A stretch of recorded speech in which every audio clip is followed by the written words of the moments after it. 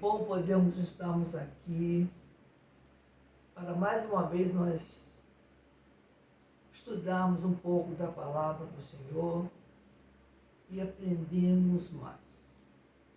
Quero meditar para mim e para você o Salmo de número 112, que nos diz assim: Aleluia! Bem-aventurado o homem que teme ao Senhor e se compraz nos seus mandamentos. A sua descendência será poderosa na terra, será abençoada a geração dos justos. Na sua casa há prosperidade e riqueza, e a sua justiça permanece para sempre. Ao justo nasce-lhe o salvo, nasce luz das trevas. Ele é benigno, misericordioso, justo, ditoso o homem que se compadece e empresta. Ele defenderá a sua causa em juízo, não será jamais abalado, será tido em memória eterna. Não se atemorizará de mais notícia. O coração é firme, confiante no Senhor. O seu coração bem firmado não teme até ver cumprido nos seus adversários o seu desejo. Distribui, dá aos pobres, a sua justiça permanece para sempre, e o seu poder se exaltará em glória. O perverso vê isso e se enraivece, range os dentes e se consome. O desejo dos perversos perecerá. Amém. Esse salmo aqui é um salmo que nos fala de um homem, de um lar, que são ricamente abençoados por Deus. E traz lições preciosas para nós. No mundo em que vivemos depois da queda dos nossos primeiros pais, nós herdamos o pecado deles e nós, por natureza, já temos o nosso coração que é enganoso. O apóstolo Paulo chega a nos dizer que o bem que nós queremos fazer, nós não fazemos, mas o mal que está diante de nós, isso nós praticamos. Mas esse salmo aqui nos fala de bem-aventurança, estágio de uma vida piedosa. E quais são estes estágios? É o que nós iremos compartilhar nesse salmo belíssimo, que nos encanta, que nos leva a ter compaixão, que nos leva a ter a mente de Cristo, que nos leva a ter uma vida de piedade em ação. O primeiro estágio é o estágio da santidade, porque bem-aventurado o homem que teme o Senhor, que é o princípio da sabedoria. Em segundo lugar, teme o princípio e tem o princípio da sabedoria.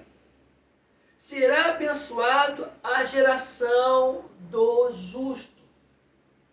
É o exemplo do pai que conhece o Senhor, é o exemplo do pai que anda na presença do Senhor, é o exemplo do pai que é um pastor na sua família, que conduz a sua esposa também no caminho do Senhor. Os filhos veem no pai um exemplo.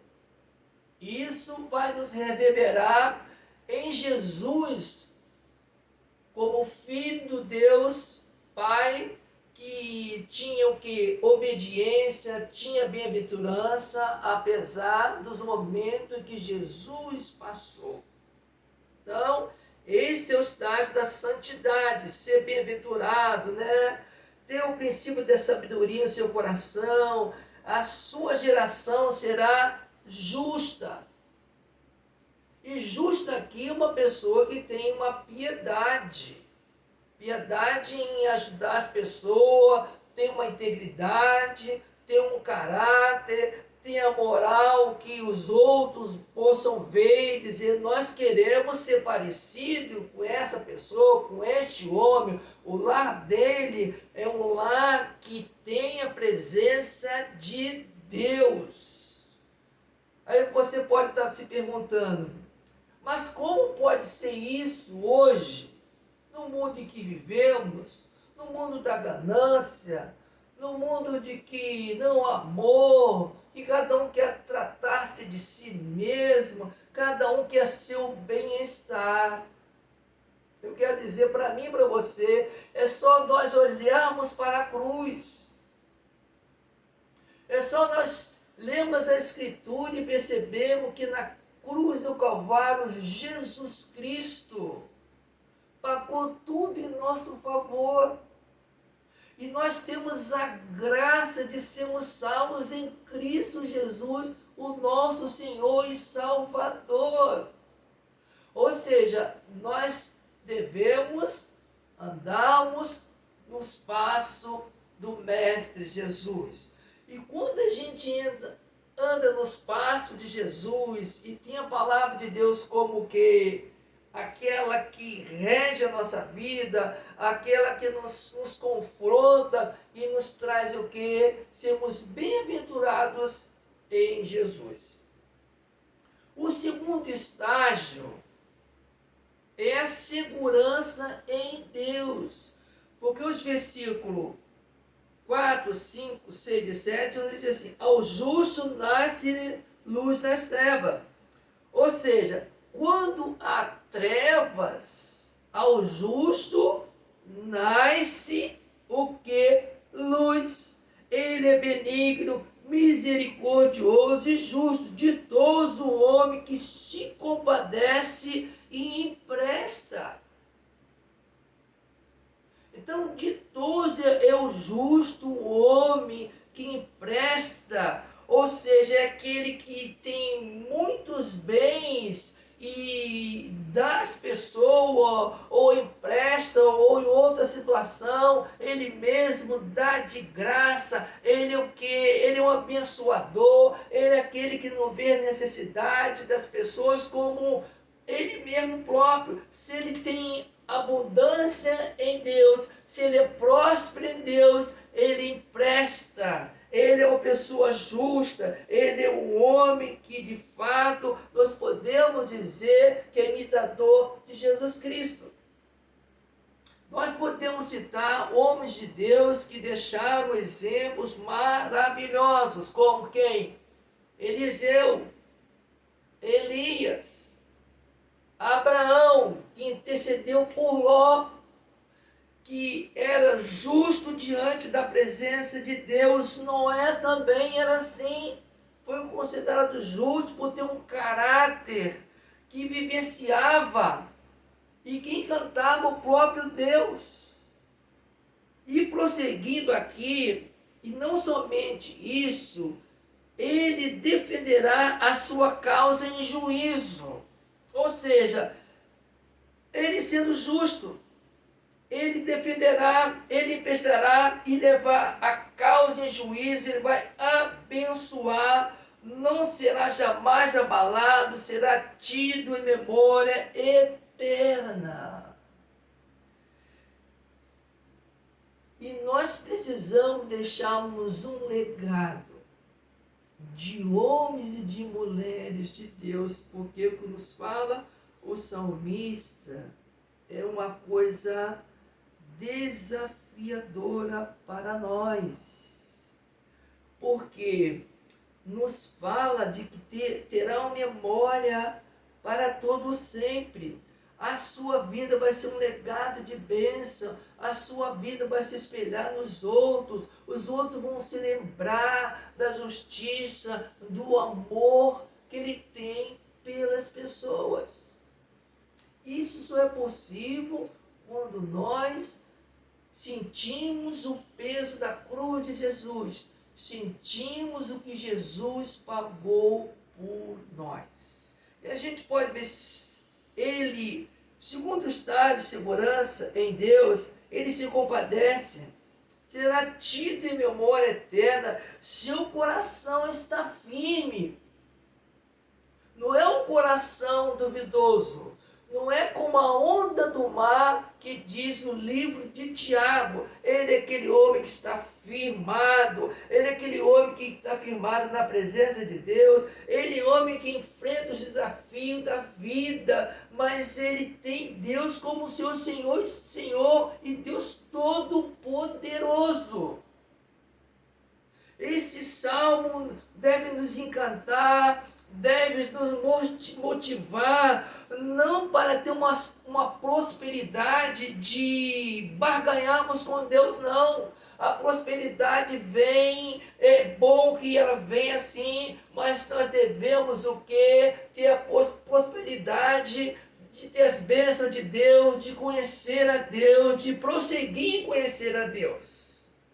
Então o seu coração é firme. O terceiro estágio que a gente podemos aprender nesse salmo é o estágio de coragem, que está nos versículos 9 e 10, que nos diz assim: distribui, dá aos pobres, sua justiça permanece para sempre, o seu poder se exaltará em glória. Ou seja, ele distribui, a sua justiça permanece para sempre, o seu caráter não muda. Ele não tem pluralidade em seu pensamento, ele tem um coração firme, ele tem o sim e o não, ele sabe dizer nessas horas, como também diz o livro de Tiago. Ele é uma pessoa que está firmada da rocha, ele é uma pessoa bem-aventurada, parece que é uma pessoa que realmente está tão firme que nada o abale na presença de Deus. E nós, nesse tempo em que vivemos, devemos ficar muito mais na presença de Deus. Não é a mídia que traz notícias, não, que vai nos deixar com medo, não. É o Deus Todo-Poderoso, é o Deus que age, é o Deus soberano, é o Deus criador dos céus e da terra. E o Salmo de número 103 nos diz assim: quem é semelhante ao Senhor, que do alto céu vê todas as coisas? Ninguém é semelhante a Deus. Esse pensamento estava na vida desse salmista. Seu coração está firme, sua justiça permanece para sempre, não é consumido pelos perversos. Os perversos não têm o quê? Como atingir esse homem que é justo, que tem um caráter, que é bem-aventurado, que anda na presença de Deus. Ele o que é protegido pela couraça da justiça, como diz o apóstolo Paulo, a palavra de Deus. A palavra de Deus que ele medita talvez de noite, o faz o que? Triunfar. E é um salmo rico em beleza para nós lermos nos dias que vivemos e deleitarmos nele e pedir tudo que está escrito aqui para que a gente possa vivenciar num mundo difícil, sincrético, homocêntrico, de pluralidade, onde as igrejas precisam de oração, onde o congresso precisa de oração, onde nós precisamos de oração e nós precisamos de um avivamento para que o povo de Deus volte para Deus, para que os nossos governantes possam ser atraídos pelo povo de Deus, pelos que os jovens que estão andando em caminho tortuoso volte para a presença de Deus e não tenha essa mentalidade que eu já ouvi: olha, o coronavírus vai matar todos, nós não precisamos ir mais para a igreja. Dizendo assim: comamos e bebemos, porque amanhã morreremos. E o Covid, a minha maneira de entender, veio para que a gente nos aproximarmos mais de Deus, para que a gente pudesse confessar o nosso pecado diante de Deus, para que a gente possa viver uma vida de santidade diante de Deus, que a nossa vida possa reverberar no que eu falo, no que eu penso. Não é ter vida de pluralidade, é ter uma vida cristocêntrica em Cristo Jesus. O grande pensador C.S. Lewis diz uma coisa muito importante: que transformemos os nossos erros em sementes. Vou dizer mais uma vez: que transformemos os nossos erros em semente. Jesus chega a dizer: aquele que tem os mandamentos, esse que me ama. Que Deus abençoe e fale ao seu coração, e o meu também. Esse salmo, que é tão rico em se trazer bem-aventurança, de um homem ser justo, de sua casa ser bem-aventurada, de ele não é egoísta, de que ele compartilha os bens com os outros, mas que em primeiro lugar, ele é um homem que anda na presença de Deus. Vamos orar? Senhor nosso Deus e Pai, esse salmo nos inspira e nos confronta com a vida em que vivemos como servos e servas do Senhor. Por isso, em nome de Jesus, que esse salmo, a Tua palavra, seja aplicada ao nosso coração para o louvor da Tua glória, em nome de Jesus.